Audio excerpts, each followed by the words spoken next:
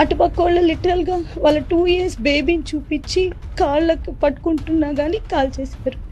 మా హస్బెండ్ నాకేం చెప్పారంటే, మన ఇద్దరం ఇట్లా పడుకుందాము, నువ్వు తలెత్తద్దు అన్నాడు.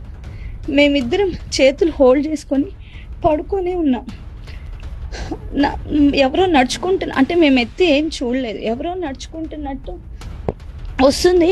టక్కని బ్లాస్ట్ సౌండ్ వినిపించింది, ఒక షాట్ వినిపించింది. బట్ నేనైతే మాది కాదనుకొని ఇట్లే ఉన్నాను. మేమిద్దరం ఇట్లే చేతులు పట్టుకొని సడన్గా నాకు డ్రెస్ అంతా వెట్ అయిపోయింది. మేమిద్దరం ఇట్లే ఉన్నాము. షాట్ వచ్చే ముందు హిందూ ఏ ముస్లిమే అని 2 సార్లు అడిగినాం. We both didn't respond anything. Then immediately I heard the shot. ఆ షాట్ వినిపిస్తే ఆ షాట్ నిజంగా నేను మా హస్బెండ్ అనుకోలేదు. బట్ నా బాడీ అంత వెట్ అయిపోయింది. నేను లేచి చూడగానే his face is full of blood. అప్పుడు నేను వెంటనే పరిగెత్తుకుంటా బయటకు వచ్చినాను. అంటే నాకు తెలుసు నేను రన్ చేస్తే కూడా నన్ను కాల్ చేస్తారని.